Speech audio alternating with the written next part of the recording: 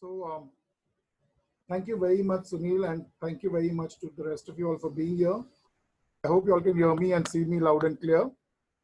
Um, we're going to talk today about stories etched in stone. We're going to talk about the different stelae that are found dotting the landscape, especially for those of us who work in the fields of archaeology, mythology, ancient Indian culture, Indology, and allied subjects in the Deccan.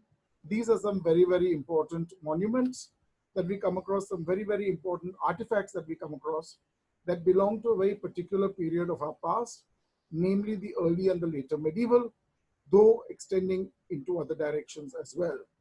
So I'm going to talk today specifically about stone steles and the different types of stone steles. I'm going to talk about 4 specific styles. And in the 5th, I'm going to talk about only one type of the miscellaneous steles, though there are 2 or 3 others, but one type that very particularly matters to us and is very, very little known. So the 5 main types, basically, the 5th is miscellaneous, then the 4 main types are essentially hero stones, sati stones, gadegals, which are also called asker stones, and variants on those which are other land grant stones with similar curses. And we also have a very, very interesting kind of stone known as the Salekhana stone. These are 3 different kinds of menhirs seen in 3 different parts of India. On the left-hand side, you have the famous Nagbid stone menhir. This is one of 3 which forms a straight line alignment, though the other 2 belong to a much later period and show more definitive shaping. This is Nagbid in the Chandrapur district of Maharashtra. In the center, you have a typical ancestor stone or protector stone, Rakshakal, as it's very often called, from Andhra Pradesh. Uh, this is, of course, one of the most beautiful examples of it. They normally are very simple flat stones with small protrusions where the arms should be and a small round protrusion where the head should be. K. Rajan and his student Rama Brahman have done some absolutely amazing work, which has sadly never really got the kind of light of day that it should have got, though they have published, and Rama Brahman has published quite a number of articles on this. Sadly, he just hasn't got his due. On the extreme right-hand side, you see a very rare menhir of this kind, but a massive one from Kerala. And you see the 3 different kinds of menhirs that I'm showing you here. The menhir we believe, archaeologists believe, is an extension of the funerary monuments of the dead. But this is a monument where no human remains are buried, but is purely a memorial monument to someone who has passed away. Such stones, you have very divine beings on top, showering their blessings on the hero as he arrives in heaven.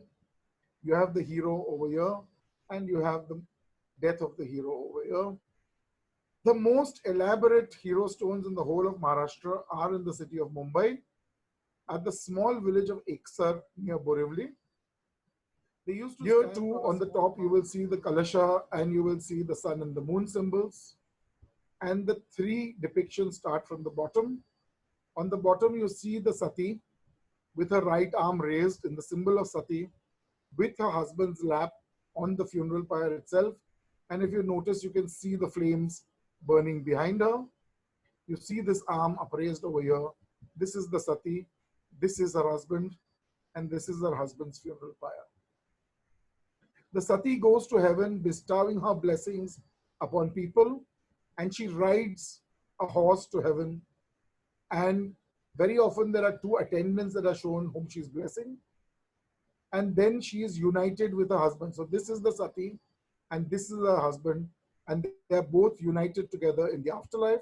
Invariably, the hand of the Sati is there on every single Sati stone. In Maharashtra, a Sati pillar is often erected. So if you look carefully, there is the pillar here with the Kalasha and the arm exiting from it. And please note on the arm the symbol of the marriage status, the bangles that the Sati wears to her funeral pyre. So often there is more than one. Lots of people have worked on them.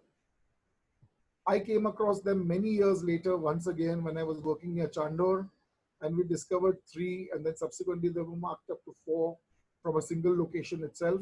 and we realized that we needed to understand them better. We published them. I'll be very happy to share the article with Sunil, and maybe he can share it with you all if you are interested.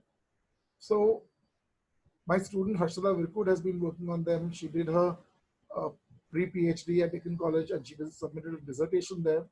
We then subsequently took up a project to try and trace as many as we could.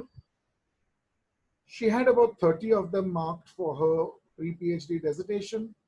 We expected to find 50 or 60. We took a short 6-month project from the Tata Sons, the Tata Trust, sorry, and we put out the word, and we really used social media for this, and large numbers of people, including Sunil, gave us amazing leads on Gade girls from places up and down the coast of Maharashtra, the interior of Maharashtra, Marathwada, Vidarbha, so on and so forth. 7 months down the line, I had to pull the brakes on the project and tell Harshada to stop. We had reached number 125 and we just didn't have time. We'd run out of time, and the Tata Trust were very upset that they'd given us a 6-month project, and the 7th month, we had still not given them their report for the same. This is what Gade girls look like, and this is why some of the Gade girls are important. What I want you